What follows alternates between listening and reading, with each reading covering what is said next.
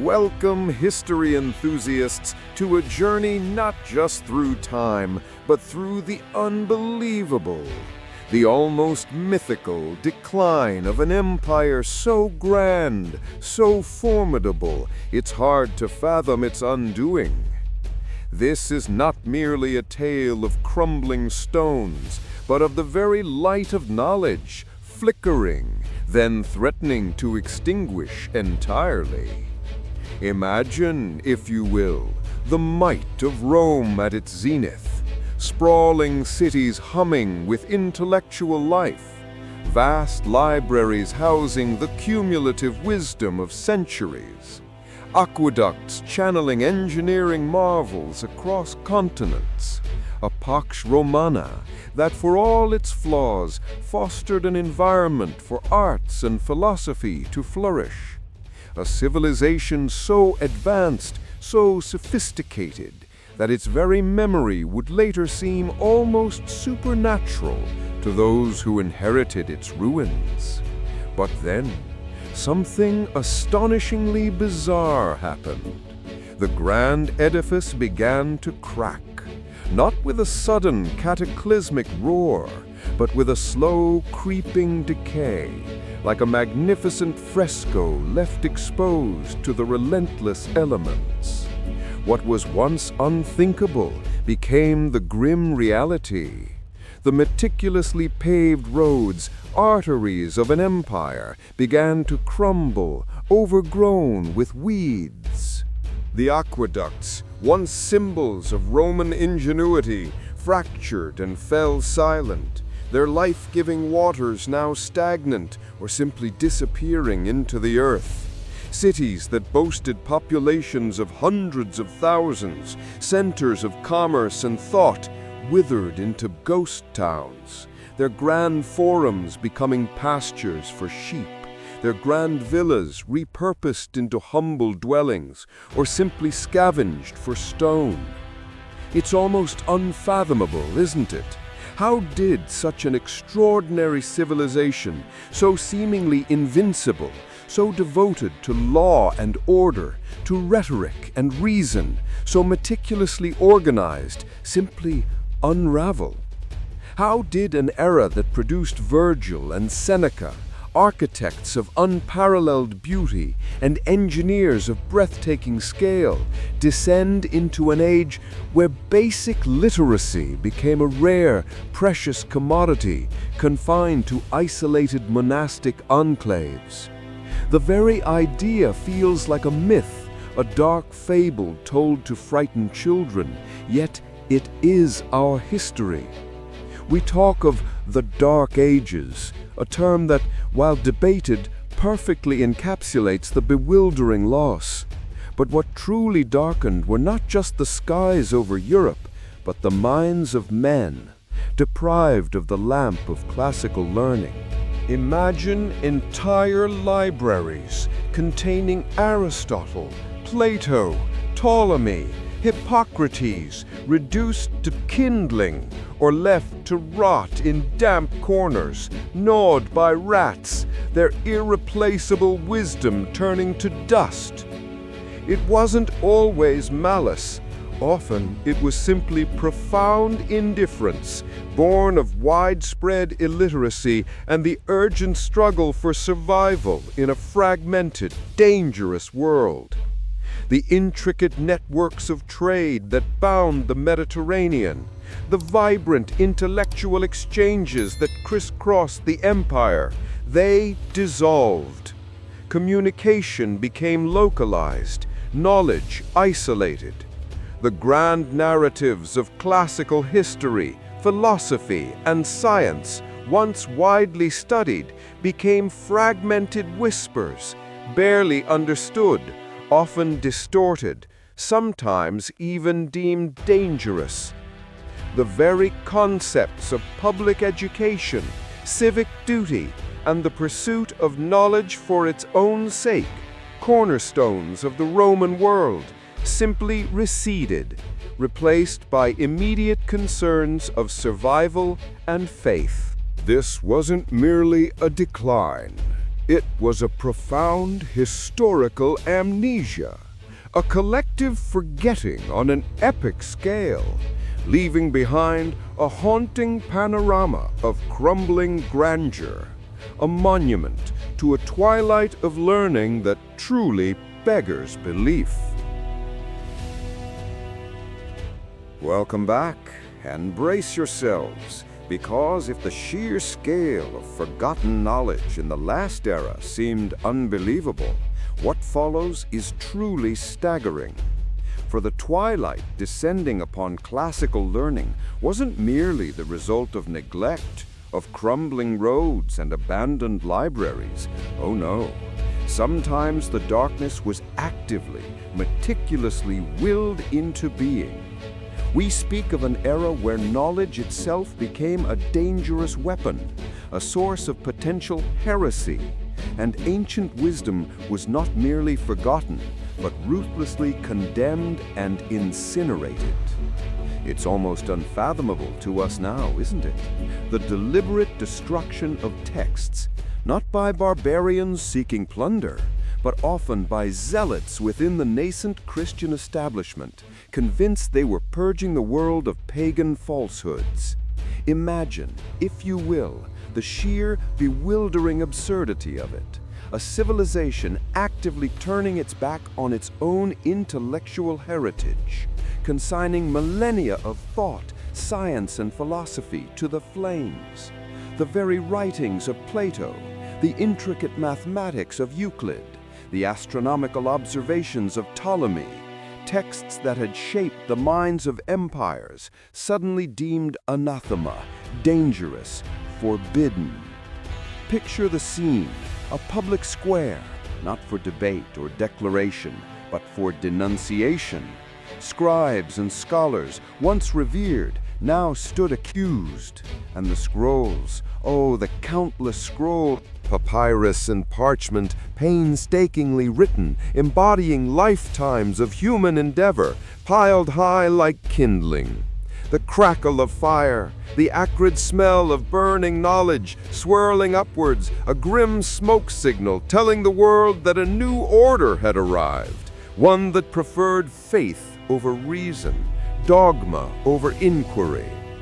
It wasn't always a grand spectacle. Sometimes it was a quiet, thorough purge within a monastery, a library systematically cleansed of anything deemed unsuitable or pagan.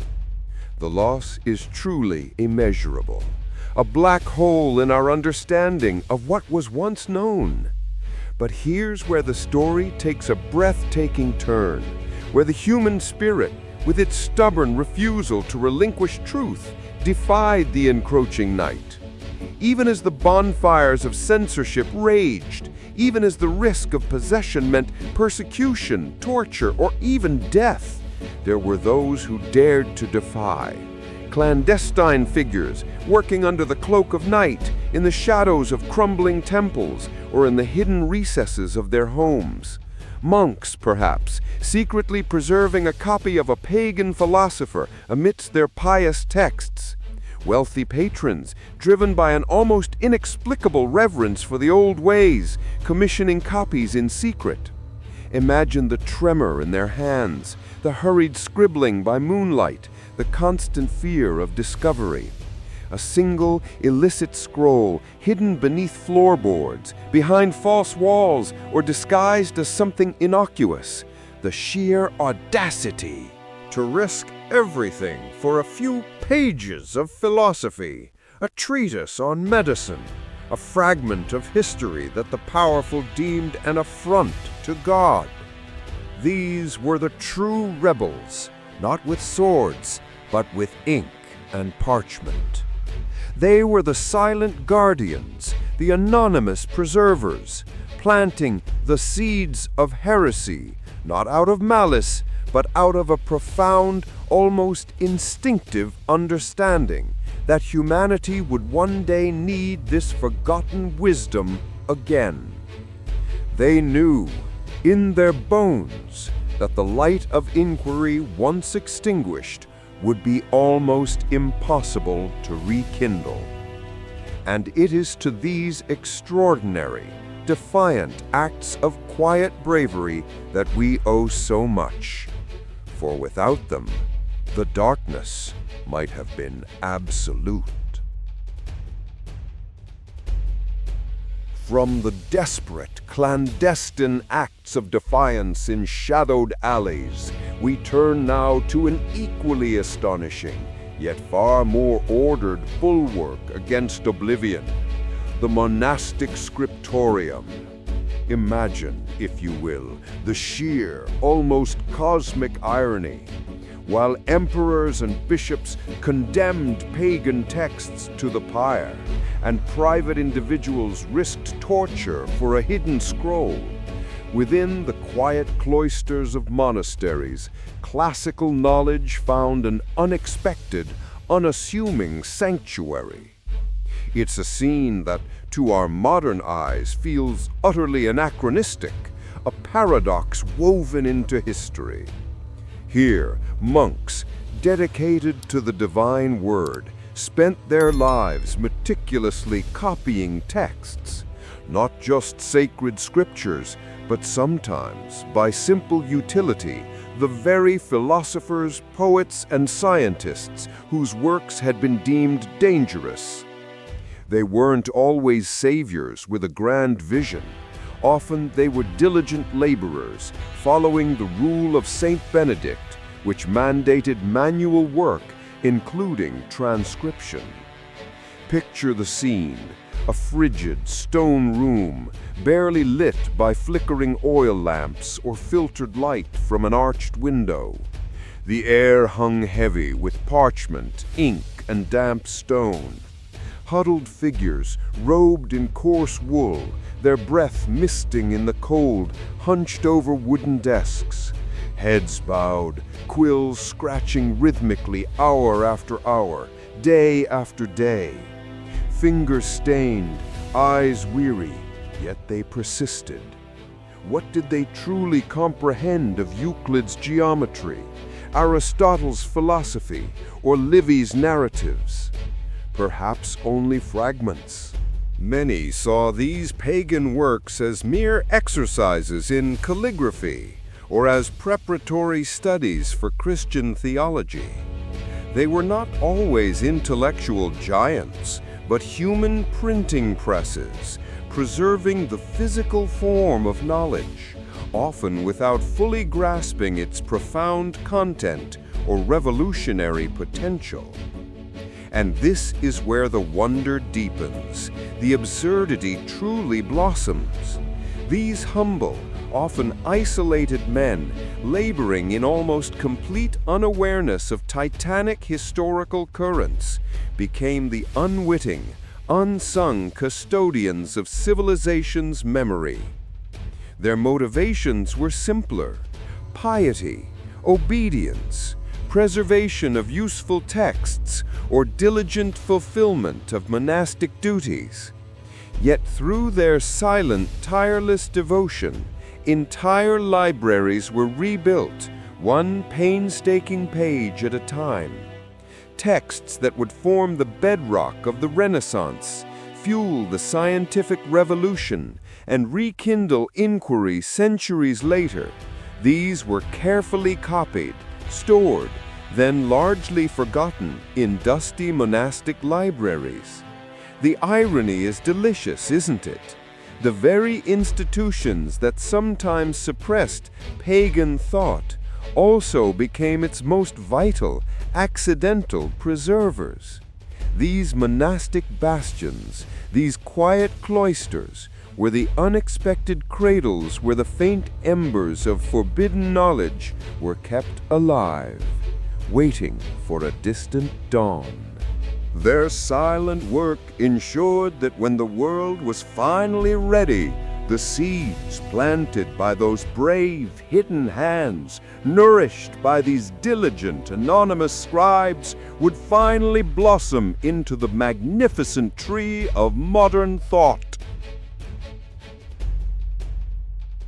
while the monastic scriptoria in the West diligently, if sometimes unknowingly, safeguarded fragments of classical thought, an entirely different, far more dazzling intellectual revolution was simultaneously unfolding hundreds of miles to the east. Imagine, if you will, the sheer, breathtaking audacity of it all. As Europe was navigating its so-called Dark Ages, a new civilization, vibrant and intellectually voracious, was not just preserving ancient knowledge, but actively seeking it out, translating it, debating it, and dramatically expanding upon it. We speak, of course, of the Islamic Golden Age and its pulsating heart, Baghdad's House of Wisdom. It's almost unbelievable. While Roman texts crumbled or lay hidden in damp cellars in some parts of the world, in Abbasid Baghdad, under the patronage of enlightened caliphs like Harun al-Rashid and al-Mamun, vast caravans crisscrossed continents, not for silks or spices, but for scrolls. From Byzantium, from Persia, from India, emissaries returned with precious Greek, Syriac, Pahlavi, and Sanskrit manuscripts. These weren't considered pagan curiosities. They were seen as universal treasures, keys to unlocking deeper understanding of the cosmos. Picture the scene within the House of Wisdom itself.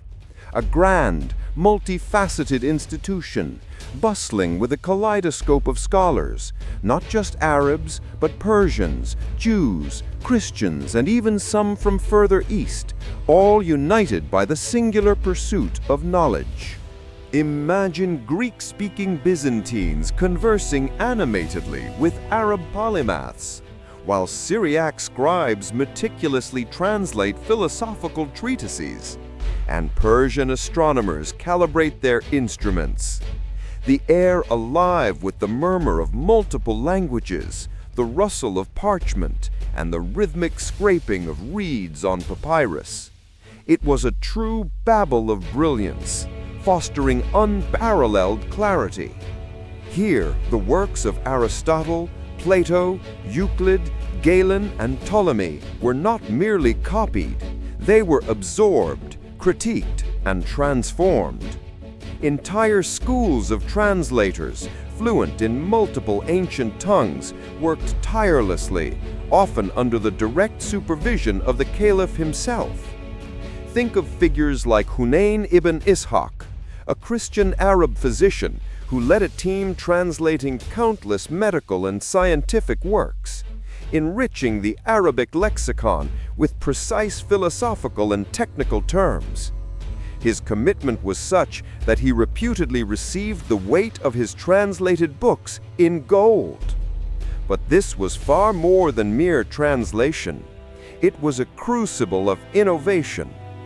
The scholars of the House of Wisdom didn't just preserve ancient wisdom, they built upon it.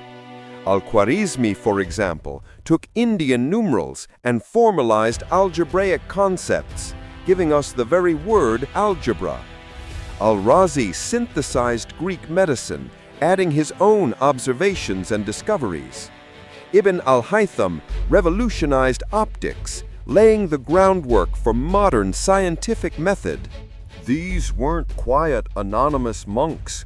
These were celebrity intellectuals, funded and celebrated, pushing the boundaries of human understanding. It's a magnificent, almost fantastical contrast, the quiet, often uncomprehending preservation in isolated European monasteries, versus the dynamic, intentional, and culturally diverse explosion of learning in the Islamic world.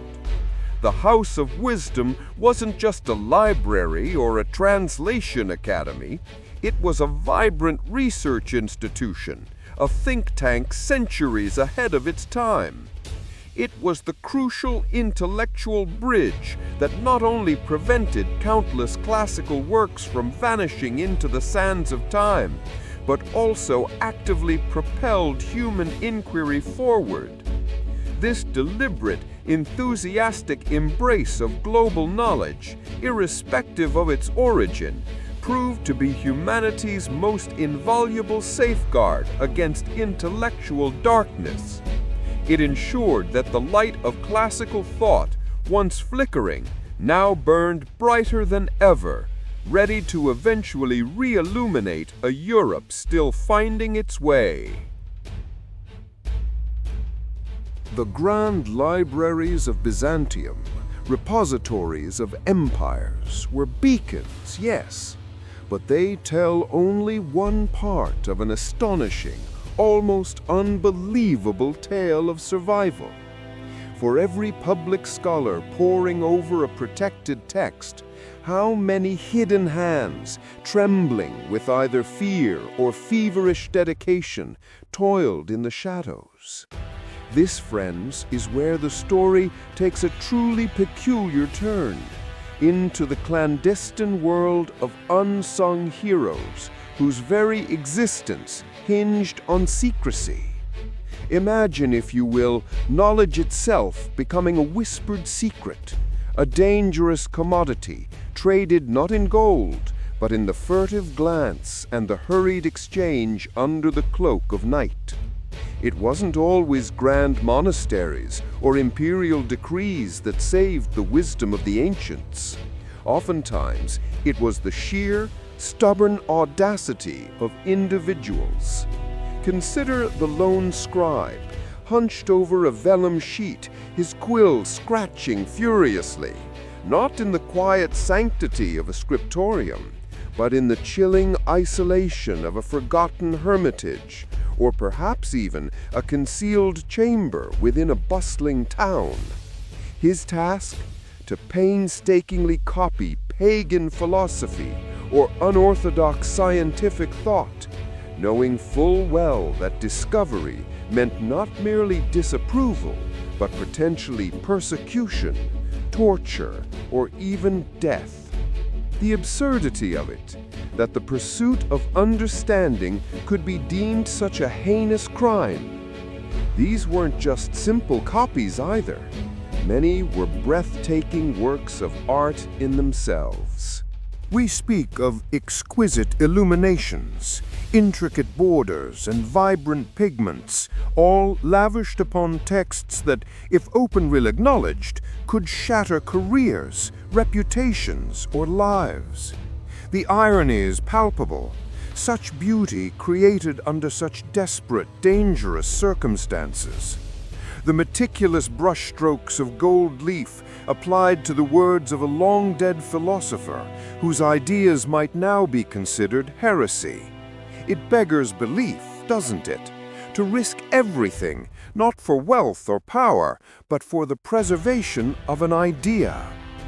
And then there were the intermediaries, the shadowy figures who navigated labyrinthian cities, their cloaks drawn tight against the biting wind, a precious scroll tucked discreetly beneath their arm. Perhaps a physician seeking a lost medical treatise, or a scholar yearning for an astronomical chart. These were the human conduits, the underground railroad of knowledge. They met in the dim corners of taverns, or amidst the chaotic hubbub of market squares, exchanging not coins, but rolled parchment, a fleeting whisper, a knowing nod. Each transaction a tiny rebellion, a silent testament to the unquenchable thirst for learning that refused to be extinguished by dogma or decree. Imagine the sheer audacity, the chilling realization that a lifetime of accumulated wisdom, the very bedrock of intellectual progress, could be reduced to a clandestine parcel passed from one desperate hand to another. Who were these people? Monks disillusioned with rigid doctrine? Wealthy patrons with a thirst for forbidden lore? Scholars on the fringes, quietly defying the intellectual orthodoxies of their age? Their names are largely lost to us, swallowed by the tides of history, precisely because their work demanded anonymity. They were the anonymous protectors, the silent guardians of a flame that flickered precariously, kept alive by sheer will and an almost unbelievable devotion. Their legacy? It's not in monuments or grand pronouncements. It's in the quiet hum of a library today, in the unhindered access we have to a world of ideas. It's in every sentence read, every concept explored, every question dared. We owe an immense, almost unfathomable debt to these hidden hands, these brave souls who, through their astonishingly courageous and bizarre endeavors, ensured that the light of human intellect, though dimmed, was never truly extinguished. Their story is a powerful, humbling reminder that knowledge, in its essence, is a defiance, a rebellion, and a profound act of hope. Yet the defiance didn't end with whispered exchanges in shadowed alleys or the lonely scrape of a monastic quill. No, the thirst for knowledge, once ignited, proved an uncontainable wildfire, destined to leap beyond the cloistered walls and scholarly enclaves. This brings us to perhaps the most astonishing, truly paradigm-shattering development: the slow, inexorable surge of knowledge into the common tongue, driven by a technological marvel that would transform the very fabric of society. We speak, of course, of the printing press, a machine that, in its crude wooden form, seemed an innocuous contraption, yet possessed the power to dismantle centuries of intellectual gatekeeping. Imagine the sheer audacity. For millennia, sacred texts, philosophical treatises, scientific advancements, they were all locked away, primarily in Latin, a language understood by a privileged few. It was a deliberate barrier, a silent decree that knowledge was not for the masses. But then, as if by some incredible, almost anachronistic magic, Gutenberg's invention arrived, shattering that linguistic prison brick by painstaking brick. Suddenly, texts could be reproduced not in dozens, but in hundreds, then thousands, and crucially, they began to appear not in the lofty language of Cicero, but in the vibrant, everyday tongues of the people: English, German, French, Italian. The implications were staggering, almost comical in their subversion. What was once a rare, precious manuscript, painstakingly copied, now became a relatively affordable, mass-produced book. Imagine the shock, the outrage among those who had carefully guarded intellectual supremacy. Their ivory towers, built on information scarcity, began to tremble. This wasn't just a change in technology.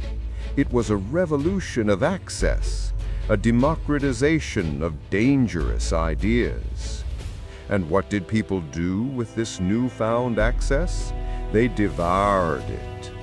Picture a craftsman, after a long day's toil, hunched by the meager light of a flickering candle, his rough hands turning the pages of a small, cheaply bound book.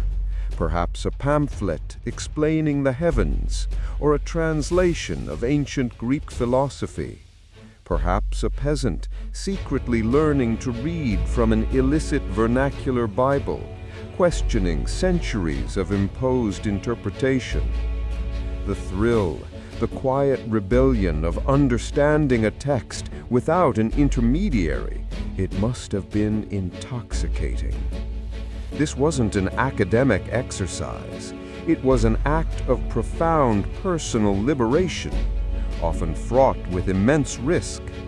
to possess certain vernacular texts was to invite suspicion, condemnation, even violent retribution.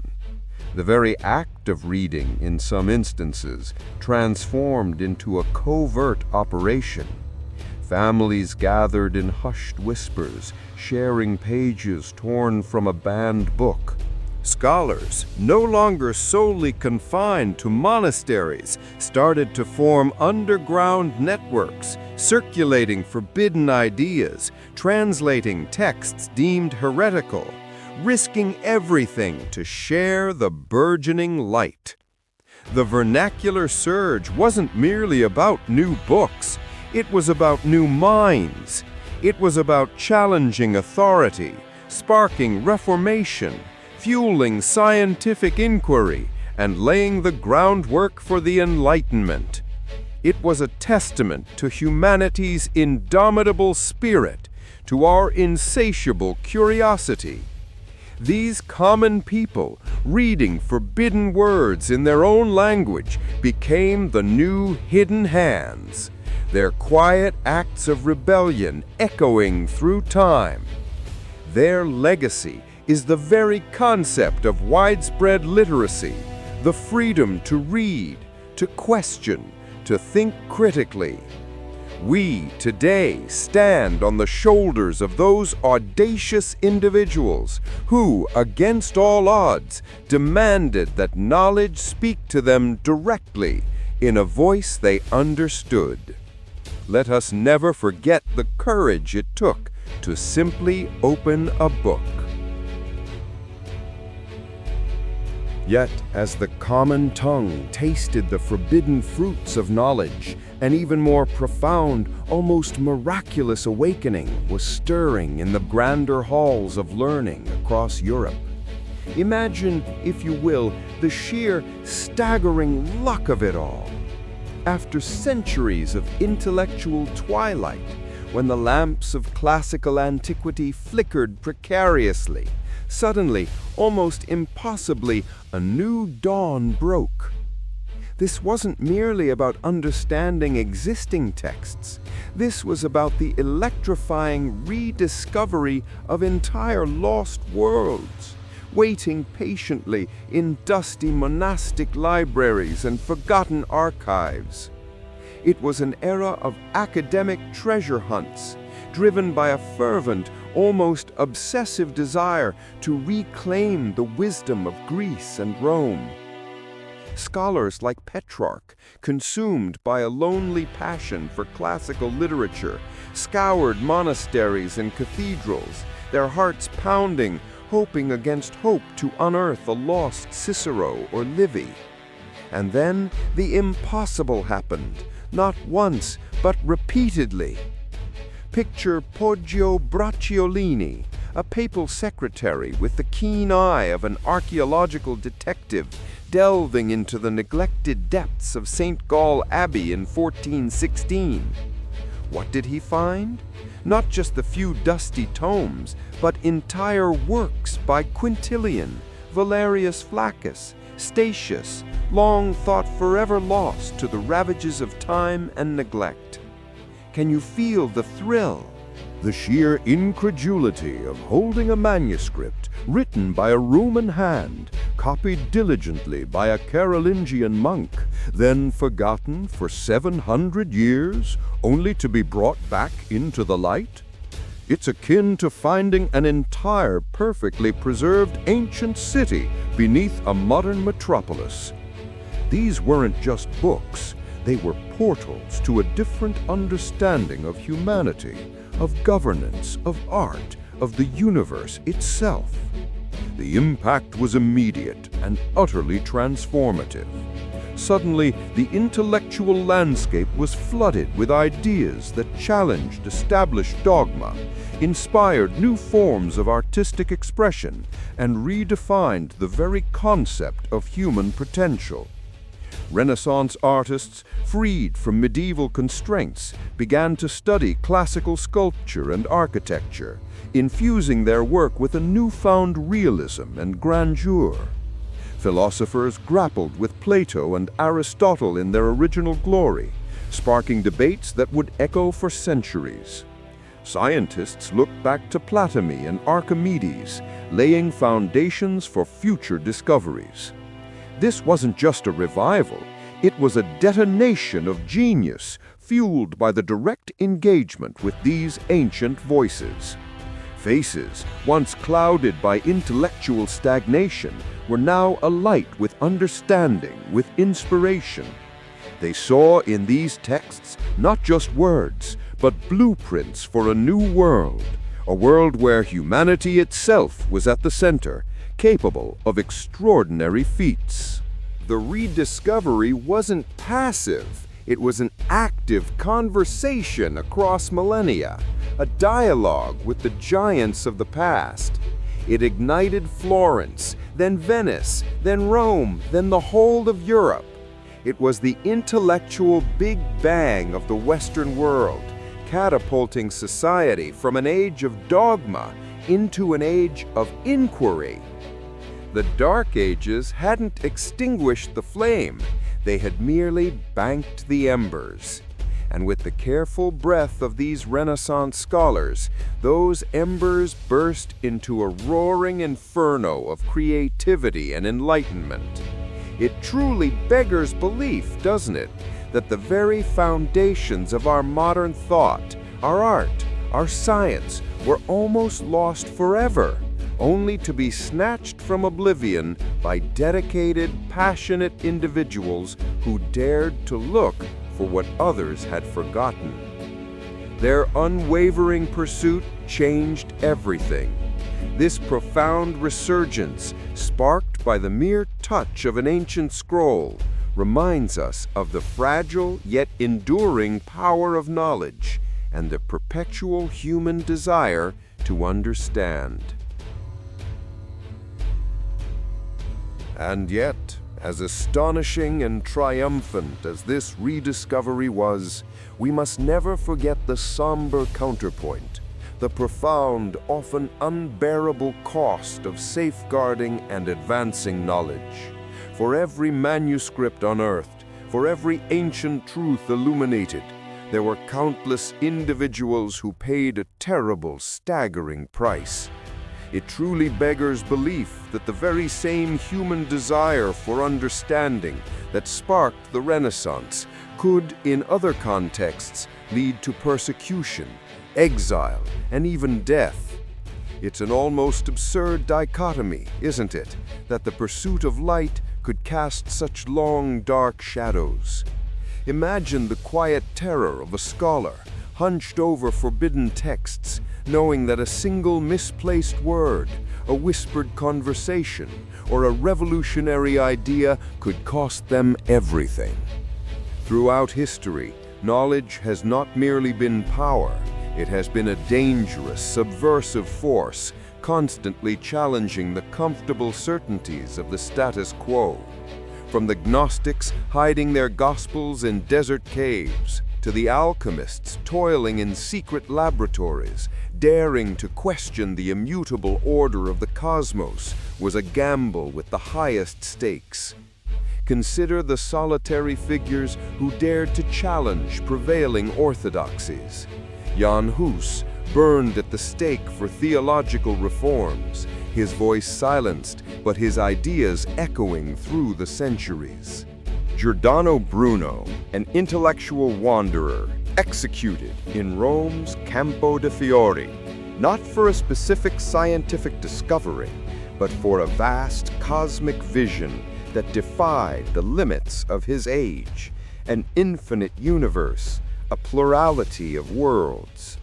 His death, a chilling testament to the ferocious suppression of unorthodox thought.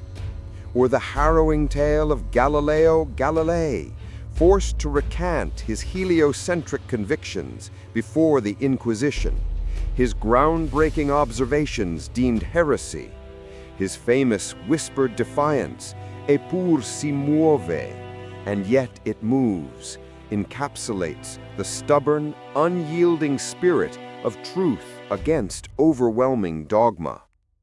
These weren't isolated incidents. They were stark reminders, etched in the annals of history, of the immense personal sacrifices made by those who dared to look beyond the accepted wisdom. The fear of being branded a heretic, a sorcerer, or a dangerous radical loomed large.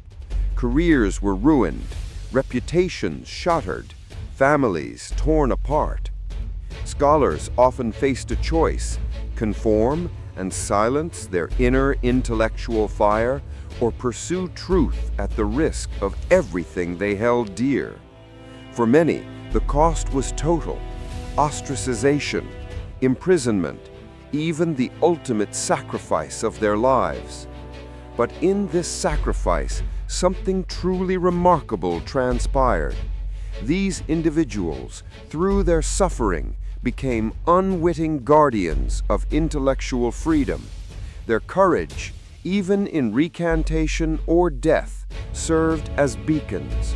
The ideas they championed, though suppressed in their time, often resurfaced, sometimes centuries later, finding fertile ground when the intellectual climate shifted.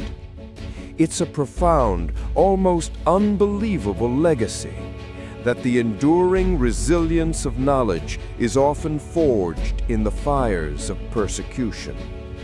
So as we reflect on the majestic sweep of history, on the rediscovery of ancient wisdom and the birth of new eras, let us never forget the quiet heroes, the anonymous scribes, the defiant philosophers, and the brave scientists who, against all odds, paid the unimaginable cost of knowledge.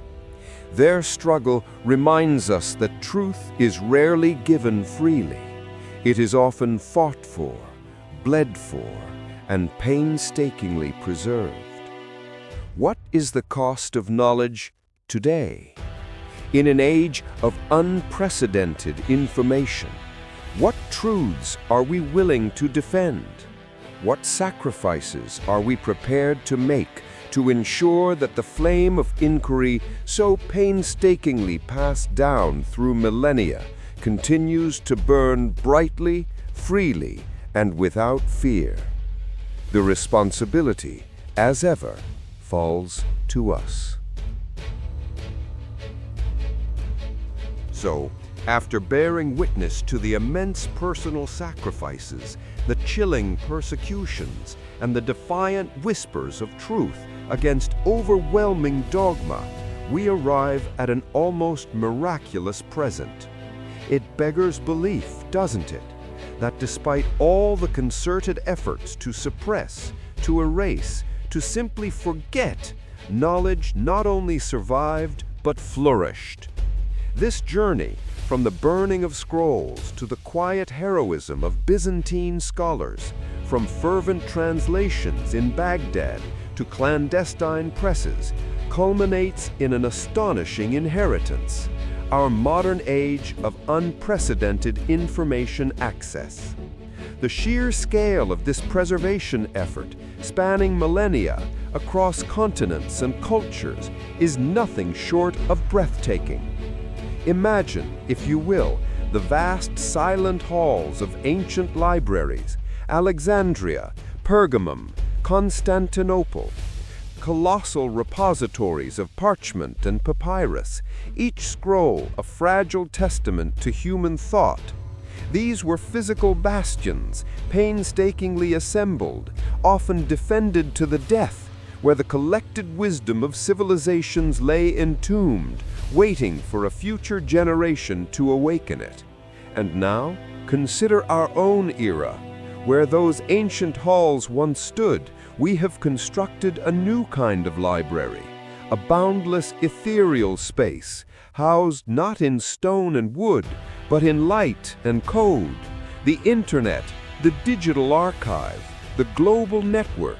It is a contemporary marvel that would utterly astound any ancient scholar. Imagine showing a medieval monk a smartphone, demonstrating instant access to texts that took him months, years, or even a lifetime to copy. The absurdity, The sheer wonder of it is almost too much to comprehend. Yet the underlying human quest remains profoundly, astonishingly unchanged.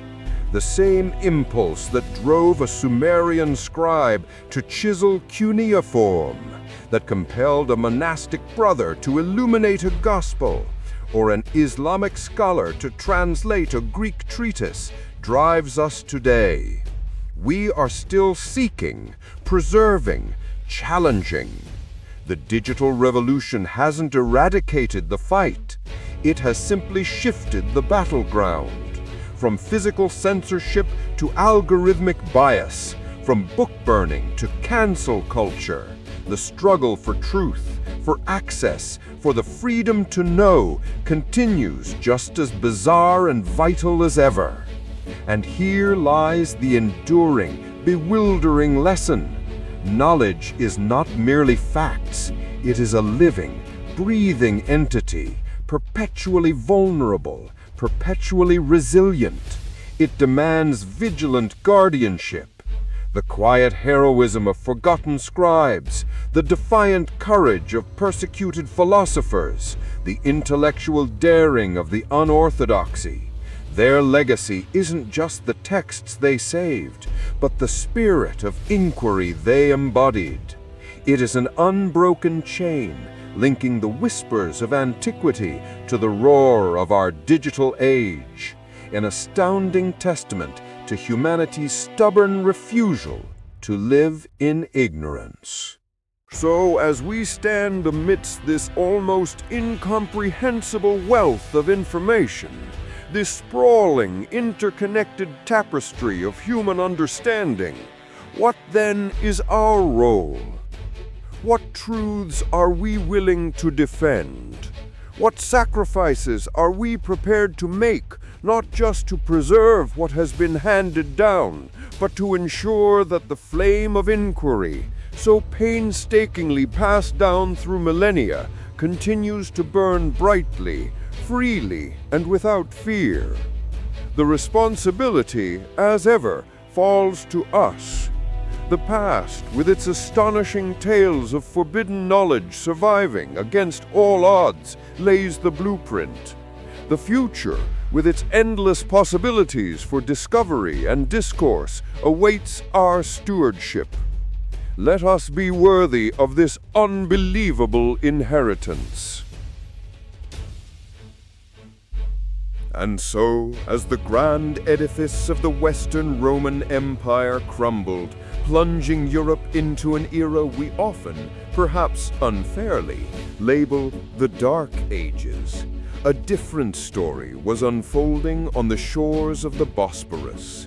While manuscripts smoldered in the West and knowledge retreated behind monastic walls, one colossal beacon refused to dim: Constantinople. The Eastern Roman Empire, or Byzantium as we now call it, didn't merely survive, it thrived for 1,000 years after Rome fell. And in doing so, it became the unsuspecting, magnificent guardian of classical civilization.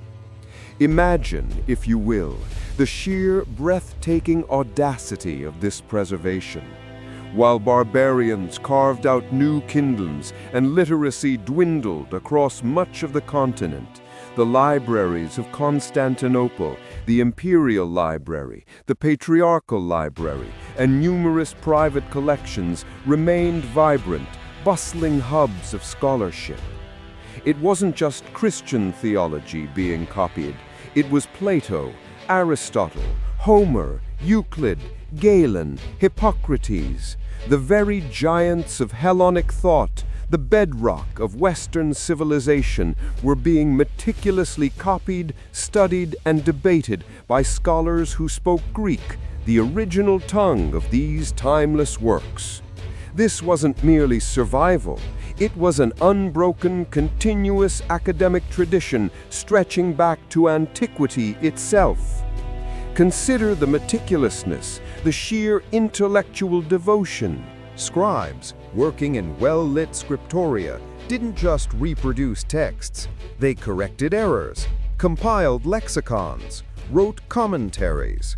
Scholars like Photios in the 9th century meticulously catalogued hundreds of ancient works in his Myriobibblon, a bibliography so comprehensive it recorded countless texts that would otherwise be lost to us forever. We talk about the rediscovery of classical texts in the Renaissance, but for Byzantium, they were never truly lost. They were merely awaiting a larger audience, preserved in the elegant, unyielding script of Byzantine hands. This was no accident. The Byzantine state, rooted deeply in its Greco-Roman heritage, actively supported education and scholarship. Emperors, patriarchs, and wealthy aristocrats understood the immense value of their intellectual inheritance. Public and private schools continued to teach grammar, rhetoric, philosophy, and law, using the very texts that had defined the classical world. The very air of Constantinople across centuries hummed with the echoes of ancient debates, a vibrant, living dialogue with the past. It's truly astonishing. While the West was painstakingly rebuilding its intellectual infrastructure almost from scratch, relying on fragmented monastic holdings and later Arabic translations, Byzantium simply carried on. For centuries, the city stood as a colossal intellectual bridge, spanning the gulf between antiquity and modernity, quietly safeguarding the very foundations of rational thought, scientific inquiry, and democratic ideals that would eventually reignite in the West.